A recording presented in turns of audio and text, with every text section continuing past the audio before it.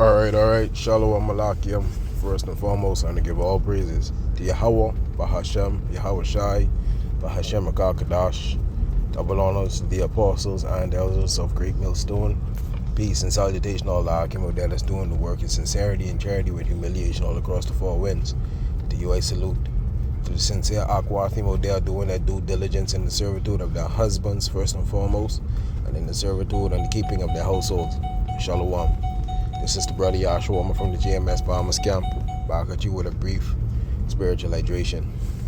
And the precept what I want to go into is inside the book of Sirach, the 30th chapter, mainly the 9th verse. But I'm going to start at verse 8 because you have a lot of parents out there that are dealing with unruly children. You have a lot of men out there that are dealing with unruly children, and they often wonder why, you see. And the scriptures go manifold, because this precept applies to the children, but you can apply it in different aspects of life as well, whether it be relationship or even in the workplace, you see. But I don't want it to speak too long, so let's jump right into it, right? This is the book of Sirach, chapter 30 and verse 8. It says, "And horse not broken becometh headstrong, and a child left to himself will be willful." And when you think about breaking horses, it takes a while to break them. You have to keep the bit in their mouth. You have to tame them. You have to, in some aspects, I ain't no professional horse breaker, or I never broke one myself.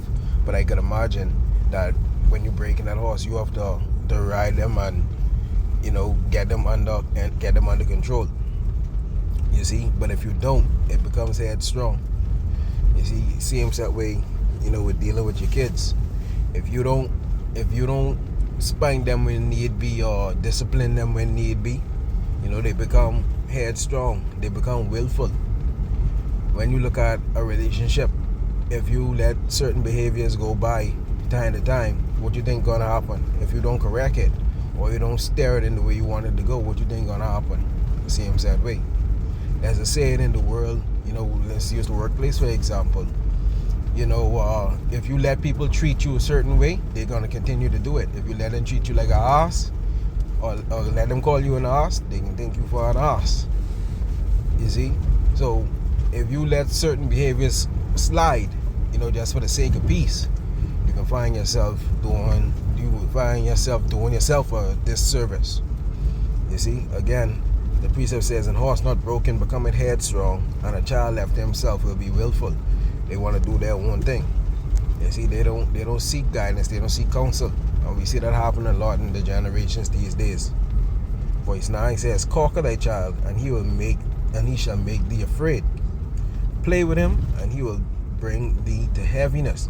Now, when we look at that word conquer, that means to pamper or to spoil, you see, or indulge in their foolishness. You see, so when you spoil your child, he'll make you afraid. And when you play with him, he'll bring thee to heaviness. That's why you're supposed to spoil these children. You're not supposed to back into their every need and call. You see, "Mommy, I want this. Daddy, I want that. I want this, I want that." And you giving them everything what they're asking for. You spoiling them. You can do yourself a disservice. You see, man. Even when you look at it on a relationship standpoint, according to Genesis 3:16, the man is to rule over the woman. So if you, as the husband, you back into your wife every ache, every call, she want this, she want that, you give her everything what she asks for, you can do yourself a disservice. Because take example of what you see happening in the world. The richest men in the world couldn't keep their woman happy, and they had everything to their fingertips. You see, so materialistic things, they ain't gonna satisfy them. You see, everything in moderation. You can't give them any and everything that they want. You see, every time they turn up their lip, or they give you a side cry, they might come to you, "My Lord, this, my Lord." No, Sometimes you gotta be firm in what it is that you say. You see, because every time you give way, you opening the door for them to push the envelope even further.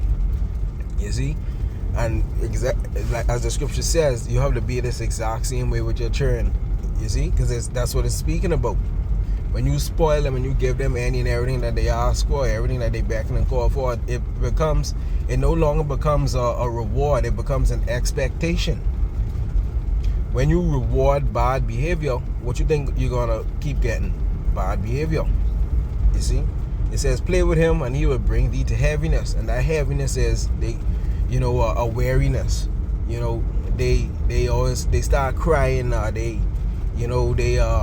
They say, oh, you ain't this, you ain't that, you don't do nothing for me. And children, you have a lot of children out there who tell their fathers that. Just the other day, a brother did a video, about this little girl. She's riding with an old man, and they went for food, and it sounds like she tricked him into it, and he tell he wasn't giving her no money. So she hops on the phone, call her mom, and tell her mom to tell her dad to give her the $50 so she could get her food. And he told her, but you can learn your lesson. Then she hop with the vehicle, slam the door, and walk off. And this the generation of, that's how a lot of these children are these days. And the women them these days ain't far off from it, because they do the same thing. When they can't get their way, they throw a tantrum. You see? But again, you have to be steadfast. As a man of the Lord, you have to be steadfast. You can't mind these things that's going on. You can't mind the long lip. You can't mind the tears. You can't mind the cries. The scripture says, those who are married, be as though you are not married. You see? Meaning this truth ought to be your first love. This way your focus ought to be. You see? Verse 10 says, Sirach 30:10, laugh not with him, lest thou have sorrow with him, and lest thou gnash thy teeth in the end. So when you see rude shit, you don't laugh it off. We are men of law, we are austere men. You see, that don't mean you be a lion in the house and you freaking, raw at everything. But it have to be a balance. You see, but disrespect you should never laugh off. Insubordination you should never laugh off. Coming up against your instruction, you should never laugh off. You see, remember, and you women out there, you should take this into remembrance. Remember what happened to Queen Vashti. You see, when she did what she did to the king, he didn't laugh that off. And you know why? Because he was in the midst of his peers with his council, and they asked him, but you can take that. You call and she didn't come. No, and that alone should put y'all in fear. You see, that alone y'all should bring to remembrance that, boy, at any given time, if y'all fuck up or y'all don't heed the instruction, it could cost y'all your life. Like Lot's wife, Salakia. Shit, Job's wife too. Verse 10 says, laugh not with him, lest thou have sorrow with him, and lest thou gnash thy teeth in the end. So don't laugh off no disrespect, boy. Don't laugh off no insubordination. Because we coming into the times where you have to tighten up.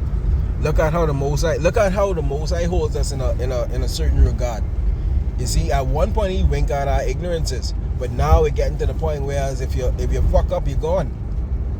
You see, the Most High don't spoil us to the point where we become high-minded, because when you see you get to the point where you become high-minded, or you feel, or you getting spoiled or something to the sort, he turn you over to the hands of the devil. You see, to the tempter. You see, but anytime you go into shit, you have to be mindful. But if things seem too good, like you ain't have no trials, no tribulation, be mindful, but you're fucking up. You see, because the Most High chastises those who he loves. That don't mean you should go out there looking for chastisement, but be mindful of the situation that you in. Be mindful of the times that you in. And if the Most High hold you to a certain regard, how much more you should hold your wife to a certain regard? How much more y'all should hold your children to a certain regard? You see? Because when we read up inside the same precept, inside the same chapter, right? It says, Sirach 30:3, he that teacheth his son grieveth the enemy, and before his friends he shall rejoice of him. So when you teach your son, you making your enemies upset. When you teach your wife, you making your enemies upset. When you teach your household, you making your enemies upset. When you teach yourself and learn of yourself, when you read these scriptures and draw nigh to Yahweh Shemi Yahushai, you making the enemies upset. Because why? You becoming more grounded and rooted in the words of Yahweh Shemi Yahushai. You becoming more rooted in this truth. You see? And you have to be strong within this truth. You have to have a strong faith in order to share it. You only can share your faith if it's strong. You see, in order to strengthen those, in order to strengthen others. You see, when you go on the plane, they say put your own mask on before you bother to help somebody else. So when you in this truth, you have to strengthen yourself before you help somebody else. You see, so the husbands, you men out there, strengthen yourselves, strengthen your wives, strengthen your household, because we coming into times where the enemy can look for any chink in the armor. You see, and you wives, keep yourself together, boy. They see no time to be fucking up and bucking up on this truth. You see, keep the children in order. You see, they see no time to be, woe is me, and pushing out your lip because you ain't get what you want. They see no time for that shit. You have to tighten up. You see, verse 11 says, give him no liberty in his youth, and wink not at his follies. So, when you're giving them no liberty in his youth, when your child young, you see I used to keep them in all type of different extracurricular activities. Either they in band camp, either they in judo, or they in track. You have a book club. You have to keep them occupied. You see, but for men of the Lord, when they say give them no liberty in his youth, this is the time where you're supposed to be teaching them the scriptures, giving him the milk. You see, nurturing him as he grows. You see, keep him in extracurricular activities, but don't forget the true thing which you should occupy your time with. You see, it says, and wink not at his follies, like I explained earlier. Don't when you see shit going on, you just wink at him. You just like, no, you address that shit and get it over with. You see, but with that, I want to give all praises to Yahweh Bashim Yahushai, Bashim Akakadash, Wa Bible Ball. Shalom.